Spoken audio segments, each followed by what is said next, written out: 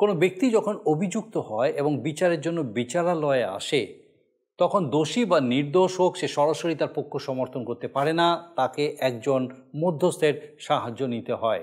সে মধ্যস্থ এমন একজন হবে যিনি অভিযুক্তের বিরুদ্ধে আসা আরোপ সম্পর্কে সম্পূর্ণভাবে ওয়াকিবহাল হবেন, তার বিষয়ে জানবেন এবং বিচারককে সেই বিষয়ে জানাবেন। আমাদের ব্যক্তিগত সমস্যায় যখন আমরা পড়ি, এই রকম মধ্যস্থর আমরা অন্বেষণ করি।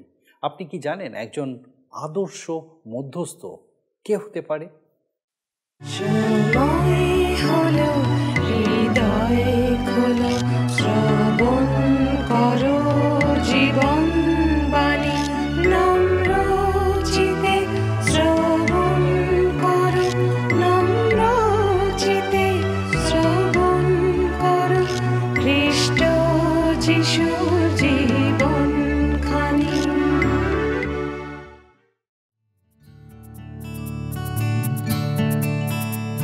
হে শ্রান্ত জন, হে ভ্রান্ত জন, এসো হে যিশুর কাছে। অসীম জীবন সুখের লগন, অসীম জীবন সুখের লগন আছে হেথায় আছে। হে শ্রান্ত জন, হে ভ্রান্ত জন।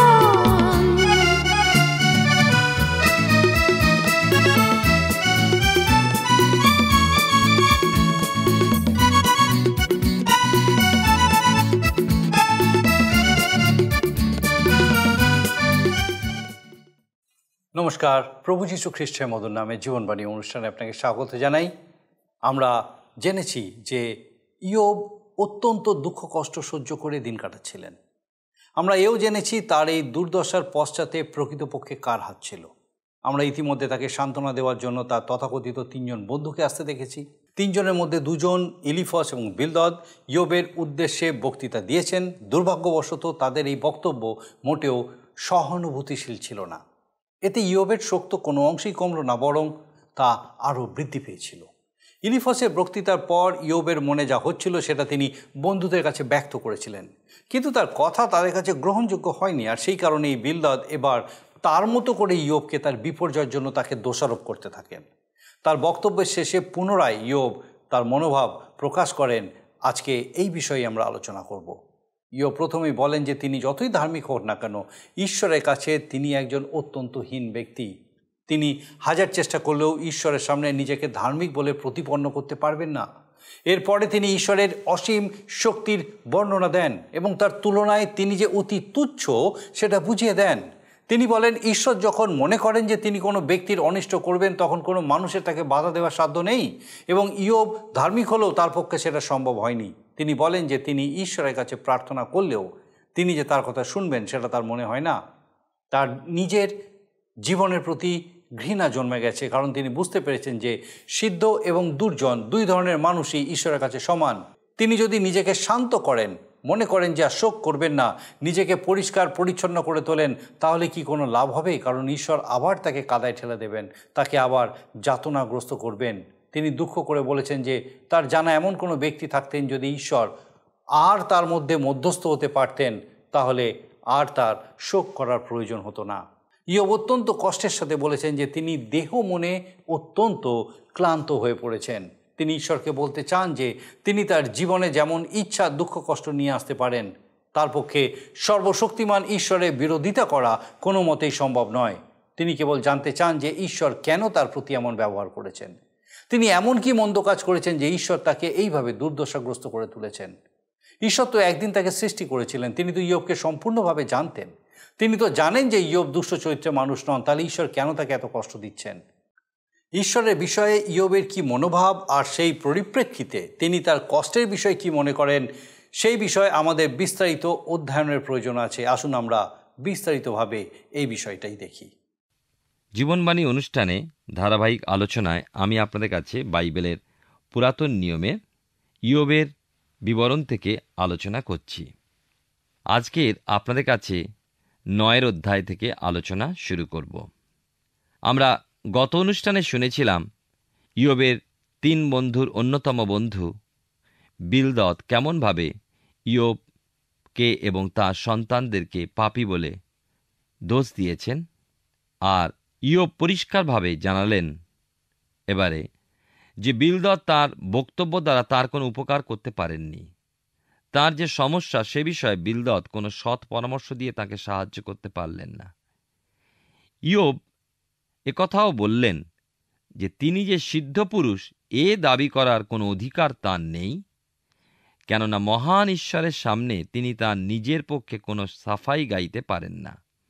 আমরা শুনব যে ইয়োব চাইছেন এমন একজন বন্ধুকে যিনি ঈশ্বর ও তাঁর মধ্যে মধ্যস্থতা করবেন।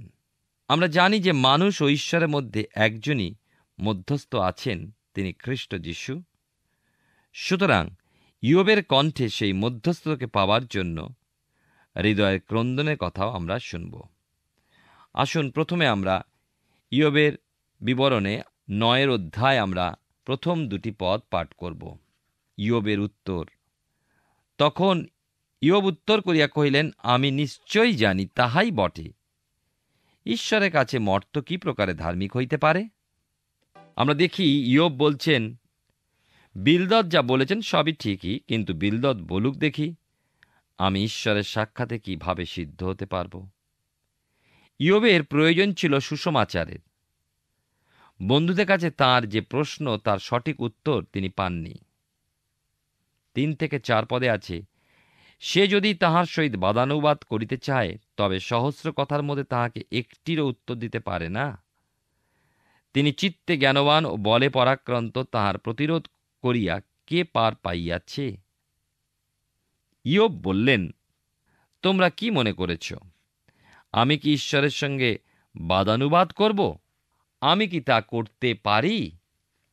আর ঈশ্বর যদি 1000 প্রশ্ন করেন আমি তার একটারও উত্তর দিতে পারব না, কেননা চিত্তে তিনি মহা জ্ঞানবান এবং পরাক্রমে তিনি মহাবলবান। কে তার মোকাবিলা করতে পারে? 5 থেকে 8 পদে 9 অধ্যায় লেখা আছে, তিনি পর্বতগণকে স্থানান্তর করেন, তাহারা তাহা জানে না। তিনি ক্রোধে তাহাদিওকে উল্টাইয়া ফেলেন। তিনি পৃথিবীকে তাহার স্থান হইতে কম্পমান করেন, তাহার স্তম্ভ সকল টলটলায়মান হয়। তিনি সূর্যকে বারণ করিলে সে উদিত হয় না, তিনি তারাগণকে মুদ্রাঙ্কিত করেন। তিনি একাকী আকাশমণ্ডল বিস্তার করেন, সাগর তরঙ্গের উপরে পদার্পণ করেন। ঈশ্বর স্রষ্টা। ইয়োব একথা কিন্তু জানেন, কিন্তু ইয়োব ঈশ্বরের করুণা দয়ার কথা জানে না। ইয়োব সৃষ্টিকর্তার ক্ষমতার কথা বলছেন যে তিনি পর্বতকে স্থানান্তর করেন। যেমন আমরা শুনেছি যে একসময় হিমালয় পর্বতমালা ওই জায়গায় ছিল না, অনেক পরে ওই জায়গায় ঠেলে উঠেছে। আবার বীরভূমের দুবরাজপুরের মামাভাগনা পাহাড় ফেটে সম্পূর্ণ ধ্বংস হয়ে গেছে। ভূমিকম্পে পৃথিবী কাঁপে, সমস্ত ঘরবাড়ি টলমল করে। যিহোশূয়া পুস্তকে বাইবেলে পুরাতন নিয়ম আমরা পাই 10 অধ্যায় 12-13 পদে ঈশ্বরের আদেশে সূর্য স্থগিত হয়, এমনকি আকাশের প্রত্যেক তারাকে তিনি চিহ্নিত করে রেখেছেন। ইয়োব তার 9 অধ্যায় 9 পদ থেকে দেখি লেখা আছে, তিনি সপ্তর্ষি, মৃগশীর্ষ, মৃত্তিকার এবং দক্ষিণস্থ কক্ষ সকলের নির্মাণকর্তা। তিনি মহৎ মহৎ কর্ম করেন, যাহা সন্ধানের অতীত, আশ্চর্য ক্রিয়া করেন যাহার সংখ্যা নাই। দেখো তিনি আমার সম্মুখ দিয়া যান, আমি তাহাকে দেখিতে পাই না। নিকট দিয়া চলেন, আমি তাহাকে চিনিতে পারি না। দেখো তিনি ধরিয়া লন, কে তাহাকে নিবারণ করিবে? কে বা তাহাকে বলিবে, তুমি কি করিতেছ? ঈশ্বর আপন ক্রোধ সম্বরণ করিবেন না। গর্বীর সহায়গণ তাহার পদতলে নত হয়। তারপরে লেখা আছে 14 পদে, তবে আমি কি প্রকারে তাহাকে উত্তর দিব? কেমন করিয়া কথা বাঁচিয়া তাহাকে কহিব? ধার্মিক হইলেও আমি উত্তর করিতে পারি না, আমার প্রতিবাদীর কাছে বিনতি করিতে হয়। আমি ডাকিলে যদি তিনি উত্তর দেন, তথাপি তিনি যে আমার রবে কর্ণপাত করেন, আমার এমন বিশ্বাস জন্মিবে না। ইয়োবের কথা থেকে বুঝতে পাচ্ছি যে ইয়োব আকাশের বিষয়, আকাশের তারা, গ্রহ ইত্যাদির বিষয় জানতেন। সোজা কথায় জ্যোতিষী বিদ্যাও জানতেন। তবে একথাও জানতেন যে তাঁর ওই চরম অবস্থা কোনো তারার প্রভাবে হয়নি, কারণ প্রভাব ঈশ্বরের এবং ঈশ্বর তারা সৃষ্টি করেছেন। ইয়োব আরও জানেন যে ঈশ্বর আত্মা, সুতরাং তাকে তিনি দেখতে পান না, ছুঁতেও পারেন না। মানুষের কাছে তিনি আসেন, কিন্তু তাকে চিনতে পারে না। ঈশ্বর যদি কাউকে ধরেন, কেউ তাকে বাধা দিতে পারবে না। এহেন প্রভাবশালী পরাক্রমী মহান ঈশ্বরের সামনে ইয়োব বলছেন, আমি কি করে দাঁড়াব? কি করে তাঁর কথার জবাব দেব? ইয়োব বলে চলেছেন যে আমি যদি ধার্মিকও হই, তার কথার উত্তর দেব, এমন সাহস, এমন জ্ঞান আমার কোথায়? ইয়োব একটু দুর্বলতার কথাও বললেন। তিনি বললেন যে ঈশ্বরকে ডাকলে যদি বা তিনি উত্তর দেন, তিনি বলছেন, আমি কি সে কথা বিশ্বাস করতে পারব?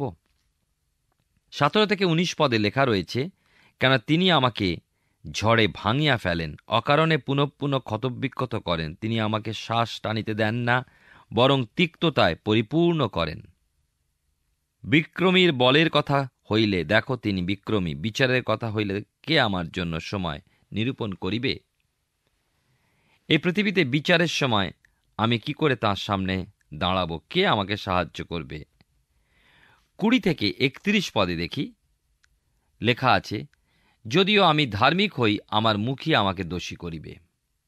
যদিও আমি সিদ্ধ হই, তাহাই আমার কুটিলতার প্রমাণ হইবে। আমি সিদ্ধ, আমার প্রাণ মান্য করি না। আপনার জীবনে আমার ঘৃণা লাগে। সকলই তো সমান, তাই আমি বলি, তিনি সিদ্ধ ও দুর্জন উভয়কে সংহার করেন। কষা যদি হঠাৎ মনুষ্যকে মারিয়া ফেলে, তিনি নির্দোষের পরীক্ষায় হাস্য করিবেন। পৃথিবী দুর্জনের হস্তে সমর্পিত হইয়াছে, তিনি তাহার বিচারকর্তাদের মুখ আচ্ছাদন করেন। যদি না করেন, তবে এ কর্ম কে করে? আমার দিন সকল ডাক অপেক্ষাও দ্রুতগামী। সে সকল উড়িয়া যায়, মঙ্গলের দর্শন পায় না। সে সকল চলিয়া যায়, যেমন দ্রুতগামী নৌকা চলে, যেমন ঈগল পক্ষী খাদ্যের উপরে আসিয়া পড়ে। যদি বলি আমি বিলাপ ভুলিয়া যাইব, মুখের বিষণ্ণতা দূর করিব, প্রসন্নচিত্ত হইব, তথাপি আমার সকল ব্যথায় আমি ভীত। আমি জানি তুমি আমাকে নির্দোষ জ্ঞান করিবে না, আমাকেই দোষী হইতে হইবে। তবে কেন বৃথা পরিশ্রম করিব? যদ্যপি হিমজলে গাত্র মার্জন করি, যদ্যপি খার দিয়া হস্ত পরিষ্কার করি। 31 পদে লেখা আছে, তথাপি তুমি আমাকে ডোবায় মগ্ন করিবে, আমার নিজের বস্ত্র আমাকে ঘৃণা করিবে। ইয়োব এখানে বলছেন, আমি যদি ঈশ্বরের সামনে ভালো মানুষ সাজতে চাই, আমার মুখ আমাকে দোষী করবে, ধিক বলবে। নিজের সম্বন্ধে ইয়োবের ভালো ধারণা পোষণ করতেন। সাধু পৌল রোমিও মণ্ডলীকে নিজের সম্বন্ধে লিখেছেন, রোমিও তার 7 অধ্যায় 18 পদে, যেহেতু আমি জানি যে আমার অর্থাৎ আমার মাংসে উত্তম কিছুই বাস করে না। আমার ইচ্ছা উপস্থিত বটে, কিন্তু উত্তম ক্রিয়া সাধন উপস্থিত নয়। ইয়োব যদিও নিজ মুখে কখনো একথা বলছেন না যে তিনি সিদ্ধ পুরুষ, তবু মনে মনে তিনি জানেন যে যতদূর সম্ভব ধার্মিক চরিত্র তিনি রক্ষা করেছেন। কখন ঈশ্বর বিরুদ্ধ কাজ করছেন না, বা বচসাও তিনি কখনো করছেন না। তবু তিনি জানেন যে ঈশ্বরের সামনে নিজেকে নির্দোষ প্রমাণ করার ক্ষমতা তার নেই। ইয়োব সাহস করে বললেন, আমি নির্দোষ, ন্যায়পরায়ণতার দিক দিয়ে ঠিক। যদি এই জন্য মরতেও হয়, তাতে তার কিছু এসে যাবে না। তিনি বলেন যে ঈশ্বর সিদ্ধ ব্যক্তি অথবা দুর্জন উভয়কেই সংহার করে থাকেন। তিনি বলছেন, নির্দোষ যদি কষাঘাতে মরে, তাহলে হয়তো তিনি হাসবেন। পৃথিবী এখন দুর্জনদের হাতে, ন্যায় বিচারকেরা মুখে হাত চাপা দিয়ে আছে। ইয়োব বলছেন, তা যদি না হতো, একজন সিদ্ধ ন্যায়পরায়ণ মানুষের উপরে এত অত্যাচার কেন? ইয়োব তার শরীরের ক্ষত, অসুস্থতার যাতনা ভুলে নিজ দুঃখময় জীবনের কথা ভাবছেন। দিনগুলো কিভাবে উড়ে চলে যাচ্ছে। তখনকার কালে কপোত সংবাদ বহন করত, সংবাদ নিয়ে আকাশে মিলিয়ে যেত। দেশ বিদেশে নৌকা সংবাদ বহন করে নিয়ে যায়। ইয়োবের মনে হচ্ছে, ঈগল যেমন হঠাৎ শিকারের উপর এসে পড়ে, কোনো সময় হয়তোবা মৃত্যু ইয়োবের উপরে এসে পড়বে। অতি ভারাক্রান্ত মনেই তিনি বলছেন যে আমি আমার বিলাপ ভুলতে চাই, বিষণ্ণতা মুছে ফেলতে চাই, আবার আমার মুখে প্রসন্নতা ফিরিয়ে আনতে চাই। কি জানি তুমি আমাকে নির্দোষ জ্ঞান করবে না। বড় অভিমান ভরে ইয়োব কথাগুলো বলছেন। তার এখন স্থির ধারণা হয়েছে যে যা কিছুই করুন না, ঈশ্বর তাকে দোষী করবেন। ইয়োব বলছেন, আমাকেই দোষী হতে হবে। তিনি আরও বললেন, যদি বরফ জলে গা ধুয়ে ফেলি, সাবান দিয়ে দেহ পরিষ্কার করি, তবুও তুমি আমাকে ডোবার মধ্যে ডুবিয়ে নেবে। এর অর্থ দোষশূন্য যে আমি, আমাকে তুমি যে কোনো প্রকারে দোষী করবে। 32 থেকে 35 শেষ পদগুলিতে লেখা আছে 9 অধ্যায়, কেন তিনি আমার ন্যায় মনুষ্য নহেন যে তাহাকে উত্তর দিই, যে তাহার সহিত একই বিচার স্থানে যাইতে পারি। আমাদের মধ্যে এমন কোনো মধ্যস্থ নাই যিনি আমাদের উভয়ের উপরে হস্তার্পণ করিবেন। তিনি আমার উপর হইতে আপনার দণ্ড দূর করুন, তাহার ভীষণতা আমাকে ব্যাকুল না করুক। তাহাতে আমি কথা কইব, তাহা হইতে ভীত হইব না, কেননা আমি অন্তরে তার দৃশ্য নহি। যেহেতু ইয়োব ঈশ্বরের সাথে সরাসরি কথা বলতে পাচ্ছেন না, কেননা ঈশ্বর ধর্মময়, ঈশ্বর আত্মা, তিনি চোখের জলে এমন একজনকে খুঁজছেন যিনি মধ্যস্থতার কাজ করবেন।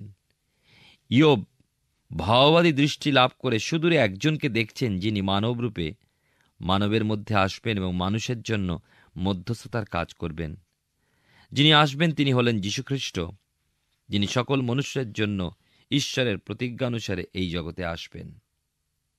আর তাই তিনি 33 পদে বলছেন, আমাদের মধ্যে এমন কোনো মধ্যস্থ নাই যিনি আমাদের উপরে উভয়ের উপরে হস্তার্পণ করিবেন। তিনি আমার উপর হইতে আপনার দণ্ড দূর করুন। প্রিয় শ্রোতা বন্ধু, প্রিয় ভাই ও বোন, এখন আমরা আসব ইয়োবের পুস্তকের 10 অধ্যায়। 1 পদে লেখা আছে, আমার প্রাণ জীবনে ক্লান্ত হইয়াছে, আমি আপন দুঃখের কথা মুক্ত কণ্ঠে বলিব, আমি প্রাণের তিক্ততায় কথা বলিব। আমরা দেখতে পাচ্ছি যে ইয়োব মানসিকভাবে খুবই ক্লান্ত হয়ে পড়েছেন। তার মনের কথা তিনি ঈশ্বরের সামনে রাখতে চাইছেন, কিন্তু মনোবল ভেঙে যাওয়ায় তার মনে হচ্ছিল যে ঈশ্বর তার কথা শুনছেন না বা শুনবেন না। আর এই জন্য ইয়োব একজন মধ্যস্থ খুঁজছিলেন। লক্ষ্য করুন 2 পদে লেখা আছে, আমি ঈশ্বরকে বলিব, আমাকে দোষী করিও না, আমার সহিত কি কারণে বিবাদ করিতেছ তাহা আমাকে জ্ঞাত করো। ইয়োবের পুস্তক শেষ হওয়ার পূর্বেই আমরা দেখব যে ঈশ্বর ইয়োবের প্রশ্নের উত্তর দিয়েছিলেন। কেবল তাই নয়, ঈশ্বর তাঁর গূঢ় বিষয় ইয়োবকে জানিয়েছিলেন। 3 থেকে 4 পদে লেখা আছে, এটি কি ভালো যে তুমি উপদ্রব করিবে? তোমার হস্তনির্মিত বস্তু তুমি তুচ্ছ করিবে, দুষ্টগণের মন্ত্রণায় প্রসন্ন হইবে। তোমার চক্ষু কি মাংসময়, তোমার দৃষ্টি কি মর্তের দৃষ্টির ন্যায়? ইয়োবের প্রশ্ন বড় জটিল ছিল। তিনি বলছেন, আমি বুঝতে পারছি না কেন আমাকে এত দুঃখ ভোগ করতে হচ্ছে। যখন দুষ্ট লোকেরা দিব্যি আরামে দিন কাটাচ্ছে, এই একই প্রশ্ন দাউদের মনেও জেগেছিল। আবার ওই একই প্রশ্ন আমার মনে জাগে, আপনার মনে জাগে, আরও অনেকের মনে জাগে। আমরা এই কথা আলোচনাও করে থাকি, অমুক এত মন্দ হলেও ঈশ্বর ওকে কিছুই বললেন না। ঈশ্বরের সকল কিছুর সময় আছে, এবং মনে রাখতে হবে যে ঈশ্বরের ব্যবস্থা অনুযায়ী কোনো দুষ্টই বিচার এড়িয়ে যেতে পারবে না। ইয়োবের আক্ষেপের কারণ এই যে তিনি ভাবছেন যে ঈশ্বর আমার দুর্দশার দিকে ফিরে দেখছেন না। আমরাও সময় সময় ওই একই ভাবনায় পড়ি, ভাবি কেন এমন হচ্ছে। ইয়োবের পুস্তক জীবনের অনেক সমস্যার কথা বলে। মানুষের জীবনের প্রধান সমস্যা মৃত্যুর হাত থেকে উদ্ধার, এই জন্যই প্রভু যীশু এসেছিলেন। আপনার ও আমার এবং আমাদের সকলার সমস্যার কথা একমাত্র তিনিই জানেন। 10 অধ্যায় আমরা দেখি 5 থেকে 7 পদে এই কথা লেখা আছে, তোমার আয়ু কি মর্তের আয়ুর ন্যায়? তোমার বৎসর সমূহ কি মনুষ্যের দিন সমূহের ন্যায়? সেই জন্য কি আমার অপরাধের অনুসন্ধান করিতেছ, আমার পাপের অন্বেষণ করিতেছ? তুমি তো জানো আমি দুষ্ট নহি, এবং তোমার হস্ত হইতে উদ্ধারকারী কেহ নাই। এবারে ইয়োব আত্মপক্ষ সমর্থন করার চেষ্টা করলেন। তার জীবনের কোনো রকম বড় পাপ আছে এ কথা স্বীকার করতে তিনি রাজি নন। আমরা দেখি বিশেষ করে এই অংশে ইয়োব বললেন যে ঈশ্বর জানেন যে আমি পাপী নয়, কিন্তু তাঁর হাত থেকে ছাড়া পাওয়ারও কোনো উপায় নেই। এই দুঃখভোগ ও যাতনা আমাকে সহ্য করতেই হবে। তবে এখনও আমি একটা বিষয় বুঝতে পারছি না যে কেন আমাকে এই যাতনা ভোগ করতে হবে। মানুষের জীবনে কতগুলো বিষয় আছে যা নিজের চেষ্টায় খেটে উপার্জন করতে হয়। সব কিছু ঈশ্বর হাতে তুলে দেন না। ঈশ্বর আদমকে বলেছিলেন আদিপুস্তক তার 3 অধ্যায় 18-19 পদে, তুমি যাবজ্জীবন ক্লেশে উহা ভোগ করিবে, আর উহাতে তোমার জন্য কণ্টক ও শেয়াল কাটা জন্মিবে, এবং তুমি ক্ষেত্রের ঔষধি ভোজন করিবে, তুমি ঘর্মাক্ত মুখে আহার করিবে। হ্যাঁ, ঈশ্বর সব দিক দিয়ে সাজিয়ে গুছিয়ে আমাদের এই জগৎ উদ্যানে পাঠাননি। এই যে সমুদ্র পার হয়ে ওপারে আমেরিকা মহাদেশ আছে, এই আবিষ্কার অথবা চায়ের কেটলি থেকে স্টিম বার হচ্ছে বা বাষ্প বার হচ্ছে, এবং বাষ্প থেকে বাষ্পীয় ইঞ্জিন, এই উদ্ভাবন ঈশ্বর মানুষকে সৃষ্টি করার সঙ্গে সঙ্গে দিয়ে দেননি, কিন্তু মানুষকে যে জ্ঞান ও বুদ্ধি দিয়েছিলেন তাই ব্যবহার করে মানুষ পেল। শিশুকালে রূপোর থালায় পায়েস নিয়ে রূপোর চামচ দিয়ে মা মাসিরা মুখে তুলে খাইয়ে দিয়েছিলেন, কিন্তু এখন উপার্জন করে খাদ্য সংগ্রহ করে নিজ হাতে খেতে হয়। ঠিক তেমনি নম্রতা ও ধৈর্য স্বভাবে গঠন করতে হয়, নিজ চেষ্টায় ও সংযমের মধ্য দিয়ে চরিত্রে গেঁথে নিতে হয়। ইয়োবের চরিত্রে ধৈর্যের সন্ধান পাই। যাকব তার 5 অধ্যায় 11 পদে দেখি লেখা আছে, দেখো যাহারা স্থির রইয়াছে তাহাদিগকে আমরা ধন্য বলি। তোমরা ইয়োবের ধৈর্যের কথা শুনিয়াছ, প্রভুর পরিণামও দেখিয়াছ, ফলত প্রভু স্নেহপূর্ণ দয়াময়। ইয়োব দীর্ঘ সময় শারীরিক যন্ত্রণায়, হৃদয়ের বেদনায় ধৈর্যচ্যুতি প্রায় শেষ সীমায় এসে পড়েছিলেন। তার নম্রতাও টলমল করছিল। ঈশ্বর চাইছিলেন ইয়োব আরেকটু ধৈর্য ধরুক, আরেকটু নম্র হোক। ইয়োবের ক্রন্দন শুনে মনে হয় যে তার ধৈর্য যেন ভেঙে পড়েছে। 8 থেকে 18 পদে আমরা পাই, 10 অধ্যায়, তোমার হস্ত আমাকে গড়িয়াছে, নির্মিয়াছে, আমার সর্বাঙ্গ সংযুক্ত করিয়াছে, তথাপি তুমি আমাকে সংহার করিতেছ। স্মরণ করো, তুমি মৃৎপাত্রের ন্যায় আমাকে গড়িয়াছ, আবার আমাকে কি ধুলিতে লীন করিবে? তুমি কি দুগ্ধের ন্যায় আমাকে ঢালো নাই? ছানার ন্যায় কি আমাকে ঘনীভূত করো নাই? তুমি আমাকে চর্ম মাংস পরিহিত করিয়াছ, অস্থি ও শিরা দিয়ে আমাকে বুনিয়াছ। তুমি আমাকে জীবনদান ও দয়া করিয়াছ, তব তত্ত্ববাদনে মম আত্মার পালন হইতেছে। তবু এই সমস্তই মনোমধ্যে গুপ্ত করিয়া রাখিয়াছ। আমি জানি ইহা তোমার মনোরথ। আমি পাপ করিলে তুমি আমার প্রতি লক্ষ্য করিবে, আমার অপরাধ ক্ষমা করিবে না। আমি যদি দুষ্ট হই, আমার সন্তাপ হইবে, যদি ধার্মিক হই, মস্তক তুলিতে পারিব না। আমি অবমাননায় পরিপূর্ণ হইয়াছি, আর আপনার দুঃখ দেখিতেছি। মস্তক তুলিলে তুমি সিংহের ন্যায় আমাকে মৃগয়া করিবে, আবার আমাতে তুমি আপনাকে আশ্চর্য দেখাইবে। তুমি আমার বিপরীতে নূতন নূতন সাক্ষী উপস্থিত করিবে, আমার প্রতি আপনার বিরক্তি বাড়াইবে। নূতন নূতন সৈন্যদল আমার প্রতিকূল, কেন আমাকে গর্ভ হইতে বাহির করিয়াছিলে? আমি তথায় প্রাণত্যাগ করিতাম, কাহারও নয়নগোচর হইতাম না। ইয়োব ঈশ্বরের উদ্দেশ্যেই বলে চলেছেন যে তুমি তো আমাকে নির্মাণ করেছ, কুমোর যেমন মাটির পাত্র গড়ে, তেমনভাবে তুমি আমাকে গড়েছ, আমাকে কি আবার তুমি ধুলিতে মিশিয়ে দেবে? ইয়োবের প্রশ্ন ঈশ্বরের কাছে, আমার অস্থি, মাংস, শিরা, উপশিরা, চর্ম, এসবই তো তুমি আমাকে দিয়েছ, আমার জীবন তুমি দিয়েছ, আমার আত্মা পালন করছো, তবুও আমার বিষয়ে তুমি সকল পরিকল্পনা তোমার মনের মধ্যে গোপন রেখেছ, এটাই তুমি মনে মনে চেয়েছ। ইয়োব বলছেন, আমি যদি পাপ করি তুমি আমাকে দেখতে পাবে, আমার অপরাধ তুমি তো ক্ষমা করবে না। আবার আমি যদি দুষ্ট হই, আমার হৃদয় দুঃখ ছেয়ে যাবে। যদি ধার্মিক হই, পাপে তো মুখ তুলতে পারবো না। কিন্তু এখন আমি করুণ অবস্থায় পড়ে আছি, আমার নিজের দুঃখ নিজে দেখছি। এই অবস্থায় যদি মাথা তুলতে চাই, তুমি আমাকে সিংহের থাবার মতো আমাকে থাবা মারবে, আমার প্রতি বিরক্ত হবে।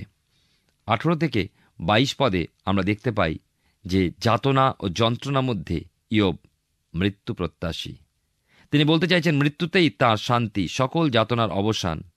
এখন আমরা যদি মনে করি যে ইয়োবের পুস্তক থেকে আমাদের দেহ বা আত্মার নিদ্রা সম্বন্ধে কিছু জ্ঞান সংগ্রহ করব, যদি মনে করে থাকি তাহলে ভুল করব। ইয়োব 19 অধ্যায় 25-26 পদে আমরা পাবো, ইয়োব বলছেন, আমি জানি আমার মুক্তিকর্তা জীবিত, তবু আমি মাংসে থাকিয়া ঈশ্বরকে দেখিব।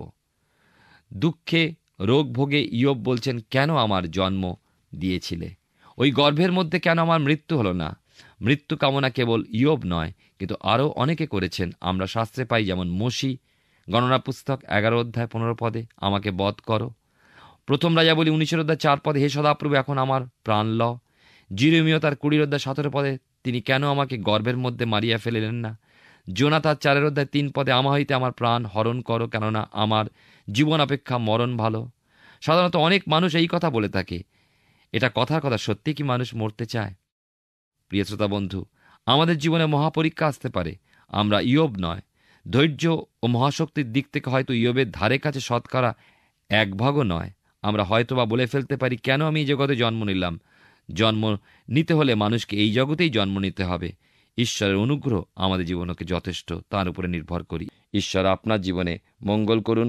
আমরা ইয়োবের পুস্তক থেকে ধারাবাহিকভাবে অধ্যয়ন করছি, আর আমার বিশ্বাস ঈশ্বর বিশেষভাবে আপনার সঙ্গে কথা বলছেন। ইয়োব ঈশ্বরের বিষয়ে তার বক্তব্যে যা বলেছেন তাতে একটা বিষয় অত্যন্ত পরিষ্কার, ঈশ্বর সম্পর্কে তিনি অত্যন্ত বিশ্বস্ত ছিলেন এবং ঈশ্বরের বিষয়ে তার অপরিসীম জ্ঞান ছিল। তিনি অবগত ছিলেন যে ঈশ্বরই এই মহাবিশ্বের সৃষ্টিকর্তা এবং তার নিয়ন্ত্রণেই সমস্ত বিশ্বব্রহ্মাণ্ড কাজ করে চলেছে। তিনি মহৎ মহৎ কাজ করে থাকেন, তার আশ্চর্য কাজের কোনো সীমা পরিসীমা নেই। তিনি চিত্তে জ্ঞানবান ও বলে পরাক্রান্ত। তার নির্দেশেই সূর্য চন্দ্র উদিত হয় এবং অস্ত যায়। তার আজ্ঞাতেই সমস্ত গ্রহ নক্ষত্র তাদের কক্ষপথে স্থির থাকে। এমন মহাপরাক্রমী ঈশ্বরের কাছে তার মতো একজন মানুষ, তা তিনি যতই ধার্মিক হন না কেন, অত্যন্ত তুচ্ছ। তার পক্ষে ঈশ্বরের কাছে গিয়ে তার দুর্দশার কারণ জানতে চাওয়া সম্ভব নয়, যদি না তাদের মধ্যে কোনো মধ্যস্থ থাকেন। একজন বিচারকর্তা এবং একজন অভিযুক্তের মধ্যে যেমন একজন উকিল মধ্যস্থতা করেন, তেমনি তিনি একজন মধ্যস্থের জন্য আকাঙ্ক্ষিত হয়েছেন। আমরা কি এমন একজন মধ্যস্থের বিষয়ে অবগত নই? এত সব বলার পরেও ইয়োবের দুর্দশা শেষ হয় না, কারণ তার বিরুদ্ধে বলার জন্য এখনও তো তার তৃতীয় বন্ধু বাকি আছেন। আমাদের আগামী পর্বে দেখব ইয়োবের উদ্দেশ্যে সোফার কি বলেন। তিনি কি কোনো অংশে বাকি দুজনের ব্যতিক্রমী ছিলেন, নাকি তাদের মতোই ইয়োবের প্রতি তিনি রূঢ় আচরণ করেছিলেন? আসুন এখন প্রার্থনায় যাই, আর আমি চাইব এই সময় আপনি আমার সঙ্গে প্রার্থনায় যোগ দিন। আসুন প্রার্থনা করি। করুণাময় পিতা, ধন্যবাদ দিই আরেকটি বার প্রভু তোমার পবিত্র পরাক্রমের জন্য, ধন্যবাদ দিই তোমার জীবন্ত বাক্যের জন্য, ধন্যবাদ দিই আমাদের প্রত্যেক দর্শক বন্ধুকে তোমার বাক্য দ্বারা তুমি আরেকবার উৎসাহিত উজ্জীবিত হতে সাহায্য করেছো। তোমাতে স্থির থেকে তোমার প্রতি নির্ভরশীলতায় আরও বৃদ্ধি পেতে তুমি সাহায্য করেছো।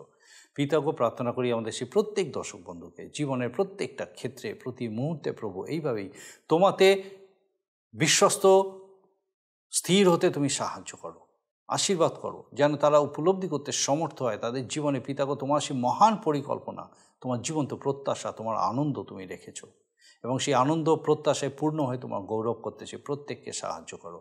আমাদের প্রত্যেক দর্শক বন্ধু, তাদের পরিবার পরিজন প্রত্যেককে তোমার চরণে সমর্পণ করি। প্রভু তোমার পবিত্র আত্মার সুপরিচালনায় স্থির রাখো, সমস্ত রকম মন্দতা থেকে সুরক্ষিত করো, আরও বেড়ে উঠতে তুমি সাহায্য করো, আশীর্বাদ যুক্ত করো। তোমার যিশু নামে ভিক্ষা দয়া করে শ্রবণ ও গ্রহণ করো। আমেন। ঈশ্বর মহান এবং তিনি চান যেন তার সহভাগিতায় তার এই মহানতা আমরা উপলব্ধি করি আমাদের জীবনের জন্য। আমার বিশ্বাস এইভাবেই আগামী দিনেও আপনি আমাদের সঙ্গে এই জীবনবাণী অনুষ্ঠানে উপস্থিত থাকবেন, যখন এইভাবে ঈশ্বরের বাক্য দ্বারা আমরা আরও তার ঘনিষ্ঠ সম্পর্কে আসতে থাকব। ঈশ্বর আপনার মঙ্গল করুন। প্রিয় বন্ধু, আশা করি জীবনবাণী অনুষ্ঠানটি আপনার ভালো লেগেছে। আর যদি ভালো লেগে থাকে তাহলে অবশ্যই আমাদের একটি মিসড কল দিন। আপনার দেওয়া মিসড কলটি আমাদের কাছে অতি মূল্যবান। আমরা আনন্দের সাথে জানাই, প্রতিটা মিসড কল দাতাদের মধ্যে থেকে সপ্তাহের শেষে বিশেষ দর্শক বন্ধুকে বেছে নেওয়া হবে এবং সেই দর্শক বন্ধুকে পুরস্কৃত করা হবে ও সপ্তাহের শেষে তার ছবি ও নাম আমাদের অনুষ্ঠানে প্রকাশ করা হবে। গত সপ্তাহের বিজয়ী দর্শক বন্ধুরা হলেন কলকাতা থেকে নেলি রয় ও বাঁকুড়া থেকে উত্তম মণ্ডল। আমাদের মিসড কল দেবার নম্বরটি হল 044490812990। আপনি প্রার্থনা ও আরও অধিক জানতে আগ্রহী হলে আমাদের সঙ্গে অবশ্যই ফোনের মাধ্যমে যোগাযোগ করতে পারেন। আমাদের মোবাইল নাম্বার 9433497235 এবং আরেকটি হল 9433803755। আর আমাদের ঠিকানা টিভি স্ক্রিনে আপনারা দেখে নিন। ধন্যবাদ। ভালো থাকুন, সুস্থ থাকুন।